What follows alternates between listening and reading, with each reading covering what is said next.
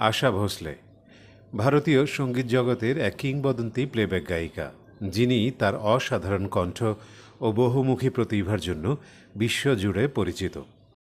তিনি 1933 সালের 8 সেপ্টেম্বর সাংলিতে জন্মগ্রহণ করেন। তার পিতা দীননাথ মঙ্গেশকর ছিলেন একজন প্রখ্যাত সঙ্গীতজ্ঞ। তার বড় বোন লতা মঙ্গেশকরও সঙ্গীত জগতের আরেক কিংবদন্তি। আশা ভোসলে হাজার হাজার গান গেয়েছেন, যা হিন্দি, বাংলা, মারাঠি সহ বিভিন্ন ভাষায় বিস্তৃত। তিনি পপ, গজল, কাওয়ালি ও শাস্ত্রীয় সঙ্গীত সহ নানা ধারায় সমান দক্ষতা দেখিয়েছেন।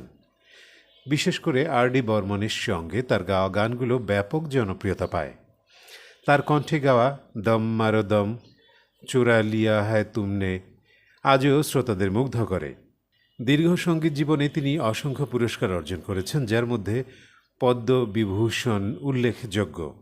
তার সঙ্গীত জীবনের বৈচিত্র্য ও সাফল্য তাকে বিশ্বের অন্যতম শ্রেষ্ঠ গায়িকাদের একজন হিসেবে প্রতিষ্ঠিত করেছে। আজও তিনি নতুন প্রজন্মের শিল্পীদের জন্য এক বড় অনুপ্রেরণা। ভারতীয় সঙ্গীত জগতের এক অত্যন্ত উজ্জ্বল নক্ষত্র আশা ভোসলে, যার কণ্ঠের জাদুতে বুঁদ হয়ে রয়েছেন প্রজন্মের পর প্রজন্ম।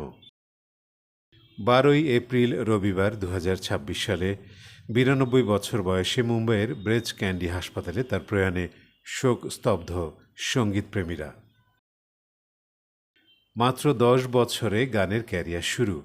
8 দশকেরও বেশি দীর্ঘ বর্ণাঢ্য সঙ্গীত জীবনে প্রায় 1 ডজন ভাষায় 12,000-এরও বেশি গান গেয়ে নিজেকে প্রতিষ্ঠিত করেছেন। তার গাওয়া বহু গান আজও সমান জনপ্রিয়। 1933 সালের 8 সেপ্টেম্বর মহারাষ্ট্রের সাংলি জেলায় এক সঙ্গীত পরিবারে জন্মগ্রহণ করেন আশা ভোসলে। তার জন্ম নাম ছিল আশা মঙ্গেশকর।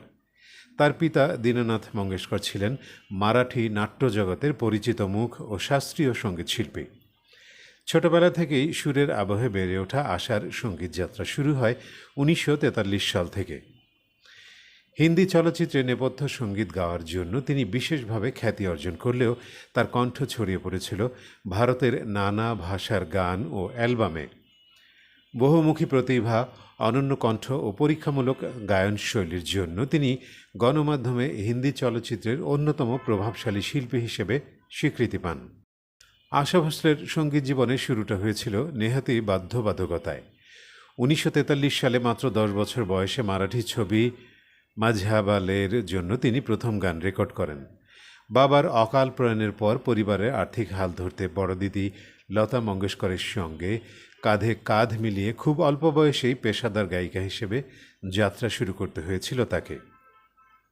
2011 সালে আশা ভোসলেকে বিশ্বের সবচেয়ে বেশি গান রেকর্ড করা শিল্পী হিসেবে স্বীকৃতি দেয় Guinness book of world records. 1947 সাল থেকে হিসাব করলে 20টিরও বেশি ভারতীয় ভাষায় প্রায় 11,000-এরও বেশি একক, দ্বৈত ও কোরাস গান গেয়েছেন তিনি। সঙ্গীত জগতের ইতিহাসে এই সংখ্যা কার্যত অতুলনীয়। ভারতীয় গায়িকাদের মধ্যে আন্তর্জাতিক স্তরে সফল হওয়ার নজির আশার ঝুলিতেই প্রথম জমা হয়। 1997 সালে আলী আকবর খানের সঙ্গে তার লিগাসি অ্যালবামটি এবং 2006 সালে ক্রোনোস কোয়ার্টারের সঙ্গে you have stolen my heart অ্যালবামটি বিশ্বখ্যাত গ্র্যামি অ্যাওয়ার্ডের জন্য মনোনীত হয়েছিল। গানের জগতে সীমানা মানতে চাননি তিনি কোনোদিনই। এমনকি অস্ট্রেলিয়ার প্রাক্তন ফাস্ট বোলার ব্রেটলির সঙ্গেও গলা মিলিয়েছেন আশা। আইসিসি চ্যাম্পিয়ন ট্রফির সময় ব্রেটলির লেখা you are the one for me গানটি ব্যাপক জনপ্রিয়তা পেয়েছিল। এই জুটি ভারতীয় এবং আন্তর্জাতিক মহলে সাড়া ফেলে দেয়। দীর্ঘ কর্মময় জীবনের স্বীকৃতিস্বরূপ অজস্র সম্মান পেয়েছেন তিনি। 2000 সালে ভারত সরকার তাকে চলচ্চিত্র জগতের সর্বোচ্চ সম্মান দাদা সাহেব ফালকে পুরস্কারে ভূষিত করে। এর ঠিক 8 বছর পর 2008 সালে তৎকালীন রাষ্ট্রপতি প্রতিভা পাতিলের হাত থেকে তিনি দেশের দ্বিতীয় সর্বোচ্চ নাগরিক সম্মান পদ্মবিভূষণ গ্রহণ করেন। সঙ্গীতের পাশাপাশি রান্নার প্রতিও অগাধ টান ছিল আশার। সেই ভালোবাসাকেই পেশাদার রূপ দিয়েছেন তিনি। সংযুক্ত আরব আমিরশাহী, কুয়েত, বাহরাইনের মতো, পাশাপাশি বিলেতের বার্মিংহাম এবং ম্যানচেস্টারের মতো শহরেও রমরমিয়ে চলছে তার রেস্তোরাঁর আশ্বাস। মূলত উত্তর ভারতীয় খাবারের সঙ্গে ঘরোয়া স্বাদ মিশিয়েই ভোজন রসিকদের মন জয় করেছেন তিনি। মাদাম তুসো মিউজিয়ামে আশা ভোসলের একটি পূর্ণাবয়ব মোমের মূর্তি রয়েছে।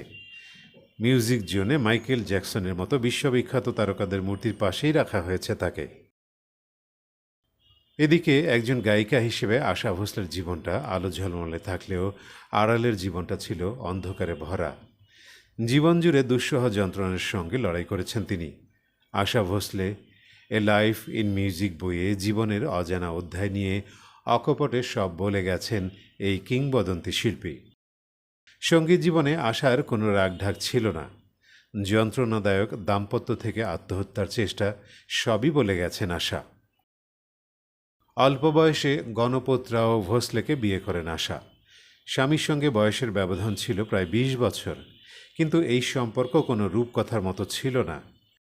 প্রায়ই স্ত্রীকে মারধর করতেন, এমনকি গর্ভাবস্থায়ও, যার ফলে তাকে প্রায়ই হাসপাতালে ভর্তি হতে হতো।